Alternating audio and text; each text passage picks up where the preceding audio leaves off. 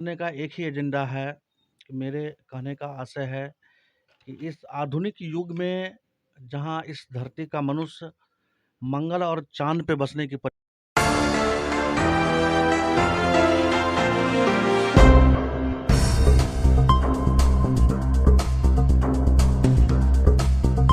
नमस्कार, आप देख रहे हैं एमएनवी न्यूज़ से मैं राजेंद्र कुमार।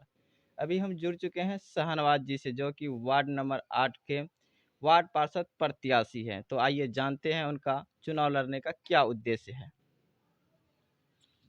सबसे पहले मैं एमएनवी न्यूज़ के माध्यम से नगर परिषद वार्ड संख्या 8 के सभी लोगों को तहे दिल से शुक्रिया अदा करता हूँ और साथ ही साथ इस एमएनवी न्यूज़ चैनल का भी शुक्रिया अदा करता हूँ कि वो हमारे वार्ड में आए और वार्ड प्रत्याशी से क्या उसका चुनाव का एजेंडा है वो हमारे बारे में जानना चाह रहे हैं। तो हमारे इलेक्शन लड़ने का एक ही एजेंडा है कि मेरे कहने का आशय है कि इस आधुनिक युग में जहाँ इस धरती का मनुष्य मंगल और चाँद पे बसने की परिकल्पना कर रहा है, जी हाँ। वहाँ हमारे नगर परिषद वार्ड संख्या 8 में लोगों का एक न्यूनतम स्तर का जो जीवन यापन है, वो भी अगर हमारे समाज के लोग न्यूनतम स्तर पे भी जीवन यापन नहीं कर पा रहे हैं, तो वो पूरे मानव सभ्यता के लिए, पूरे मानव समाज के लिए एक शर्मिंदगी का विषय है। और बस इसी परिकल्पना के साथ मैंने इस वार्ड से अपना नामांकन दिया है कि इस आधुनिक युग में अपने समाज के लोगों को कैसे जोड़ा जाए और कैसे उसके डेवलपमेंट को अग्रसारित किया जाए। आप अपने वार्ड का किस तरह से विकास करेंगे? देखिए, किसी भी वार्ड का विकास उस वार्ड के लोगों के विकास पे डिपेंड करता है। वार्ड तो एक निर्जीव चीज़ है। वार्ड में रहने वाले जो लोग हैं, जब तक उसका समुचित विकास नहीं होगा, मेरे कहने का आशय है जब तक लोगों में मानव का समुचित विकास नहीं होगा, तब तक किसी वार्ड का विकास नहीं हो सकता। तो मेरे विकास का परिभाषा थोड़ा अलग है। मेरा विकास का पैमाना है कि ह्यूमन डेवलपमेंट। जब तक किसी व्यक्ति विशेष का विकास नहीं होता है, किसी समाज का एजुकेशनल डेवलपमेंट नहीं होता है, फाइनेंशियल डेवलपमेंट नहीं होता है, तब तक उस समाज का विकास की परिकल्पना करना बेकार है। तो मेरा मानना है कि सबसे पहले समाज को एजुकेशनल एम्पावर कैसे किया जाए, उस पे हमारा काम रहेगा। फाइनेंशियल कैसे एम्पावर किया जाए, वित्तीय स्थिति को कैसे सुधारा जाए, ये हमारा काम रहेगा, उस पे काम करके हम लोग दिखाएँगे। अभी आपके वार्ड की जो स्थिति है, कहाँ तक ठीक है?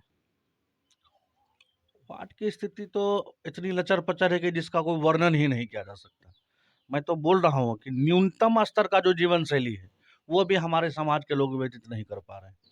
किसी भी मानव के जीवन के लिए 5 मूलभूत चीज़ होती है, रोटी, कपड़ा, मकान, स्वास्थ्य और एजुकेशन। उसके पैमाने पे हमारा जो समाज है 0 बटे सन्नाटा मोड में, 0 बटे सन्नाटा।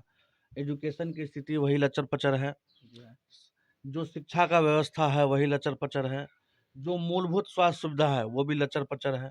जो रोड, नाली, सड़क का जो स्थिति है आप लोग अभी हो सकता है इसी मोहल्ले में दौरा किए होंगे, तो वो भी आप लोग को दिख ही गया होगा। आपके मोहल्ले का रोड का बुरा स्थिति है, हमने भी देखा है। हुँ। रोड मेरे हिसाब से कहा जाए तो एक बहुत छोटी-सी अदना-सा चीज़। ये हमारे जनप्रतिनिधि का फेल्योर है कि वो समाज का जो मूल समस्या है, उसके जो सरोकार है, उसका जहाँ से समाधान मिलना है, वो अपने समस्याओं को वहाँ तक पहुँचा नहीं पाए। मैं बार-बार यानी एक तरह से माने तो यहाँ पे लूट-घसोट का अड्डा बन चुका था। ये या भी कह सकते हैं आप लूट-खसोट का अड्डा भी बंद मैं बोल रहा हूँ कि जो हमारे जनप्रतिनिधि है, शायद उनको पता ही नहीं है कि हमारा समाधान कहाँ से होने वाला। हमारे मोहल्ले में अगर एजुकेशन फेल्योर है, तो उसकी क्या स्थिति है, उसका समाधान कहाँ से मिलना वो उनको पता ही नहीं। अगर फाइनेंशियल लोगों का इम्प्रूवमेंट नहीं हो रहा है, तो उसके लिए आखिर कारण क्या है समाज में, उसको मालूम ही नहीं है। हमारी सड़क की स्थिति लचर-पचर बनी हुई है, मोहल्ले में नाले की स्थिति अगर लचर-पचर बनी हुई है, तो उसका समाधान मिलना कहाँ से है, समाधान करेगा कौन? शायद यही उनको पता नहीं।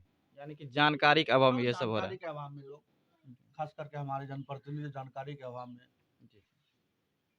तो अगर आपको इस बार आपके वार्ड पार्षद से अगर जनता लोग विजय का ताज पहनाती है, तो आप क्या कुछ कीजिएगा?